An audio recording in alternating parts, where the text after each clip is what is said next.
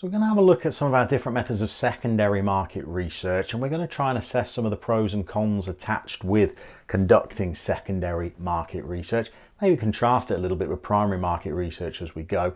If you haven't already seen our separate video on primary market research methods, we'll pop a link to it in the description below. Might be a good idea to watch both of those tutorials together to get a more holistic view of market research.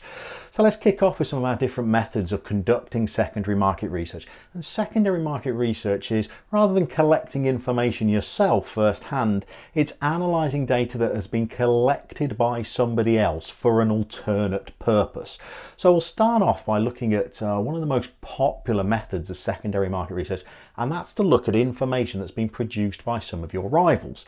So that could be things like catalogues, price lists, websites with information about what the business sells and its product portfolio. So a real rich source of secondary information there.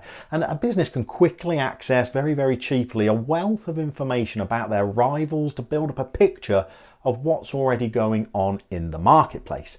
Another potential source of secondary information is to look at information that the government has collected and put out into the public domain. So the government has its own website where it releases data to do with the population and to do with different trends and markets that are inside our economy. The census is a very, very popular tool for businesses in order to learn a little bit more about the demographics in different areas of the country, and that just might affect, where they decide to target and try and look at where different market segments might be more clustered. We could also have a look at different media sources as a source of secondary research. So that could be sort of articles that are produced in newspapers, magazines. Lots of industries also have their specific journals related to that trade, and entrepreneurs may be able to access these journals quite readily, quite easily, and find information and articles in there that they find relate to the markets that they are operating in. We've also got, as a source of secondary information, research that's been conducted by specific market research companies. So the product that they sell is market research that they themselves have collected. Now, this is different to commissioning an organisation to conduct primary market research specifically on your behalf, finding out information that you instruct them to find out. This is where organisations will produce reports, perhaps even annually, on a certain industry, looking at a certain market, and for a pricely sum, your organisation can purchase a copy of that report that they've done, which is not specifically about your business, but is specific to the industry that you're operating in, and you can find out the information about the markets that your business is currently active in. We've also got a little bit of a niche method of secondary market research, maybe using information from inside our business that we might have collected via our store cards or our loyalty cards. So when customers use loyalty cards in store, when they scan them through there at the tills, the organisation knows exactly who they've just sold a product to, and will then also have a record of what that customer has just purchased. And when marketing managers inside the organisation access that information and look through it, it allows them to build up a little bit of knowledge and a little bit of perspective about consumers' shopping habits, and allows them even to perhaps use that data to target consumers with promotions that might be more suited to the kind of products that they might purchase. Finally, the very, very popular method of secondary market research is just accessing websites via the internet. Now, we said right at the top there that could be accessing rivals' information, but there's other websites out there that may have published articles to do with certain industries that the business might just be able to access to help build up that picture about the nature of competition in the markets that they operate in. So those are our different methods of secondary market research.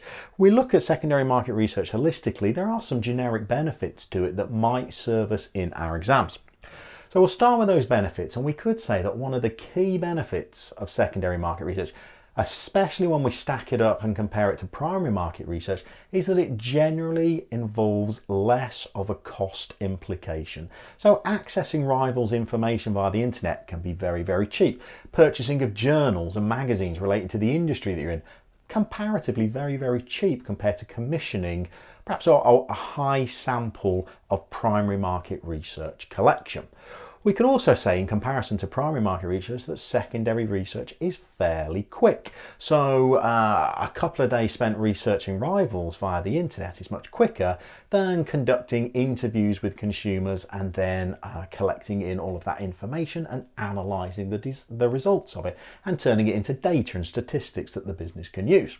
The final benefit that perhaps secondary market research offers is that if we use secondary market research perhaps on an ongoing basis, it might allow us to notice or spot trends in the marketplace. So if we perhaps purchase the same industry report produced by a market research company every 12 months, we can compare what we've bought this year to what that market research company found out 12 months ago, or 2 years ago, or 3 years ago, and just see if we can identify trends, maybe extrapolate out what we think is going to happen in this industry, and use it just to build up this picture of whether this is an industry that looks like it's developing and growing and looks like a prosperous one to remain in. Obvious drawback of secondary market research is, of course, that the information can be dated. So when we're obtaining secondary market research, even if it's information from rivals' websites, for example, we don't know how current and up-to-date that information is. So we might find ourselves analysing information and making decisions on the back of it when that data is out of date. It's no longer true, it's no longer current. So it can lead to poorer decisions being made. We should also say that another downside of secondary market research is that it's not exclusive to the organisation. The fact that it has been available for our business to collect means that it's out there in the public domain, so our rivals have access to it as well. So in terms of telling us things about the market that might give us a competitive advantage because our rivals don't recognise it or don't know that information, it's not as readily available through secondary market research as it is through our primary. Now, just very quickly before we finish, when we are talking about primary and secondary market research, one important thing to know is the difference between the collection of qualitative and quantitative information. So when we collect quantitative information, it means we've collected market research that we can turn into data, into statistics. We can quantify the results. We can turn it into something measurable. Qualitative information is the collection of people's opinions, their thoughts, their ideas. Now, maybe we can't turn that into percentages, maybe we can't turn that into data, maybe we can't produce graphs out of it, but it might give us a more in-depth, detailed insight into consumers' behaviour and their thoughts and their opinions and what they value. And so there's the distinction between the two types of information that we might collect, quantitative and qualitative. So, look in the description below, get that link to our primary market research video as well. It's important to know about both methods going forward into our exams. As always, we wish you the very best of luck with your ongoing revision. We'll see you soon for another tutorial.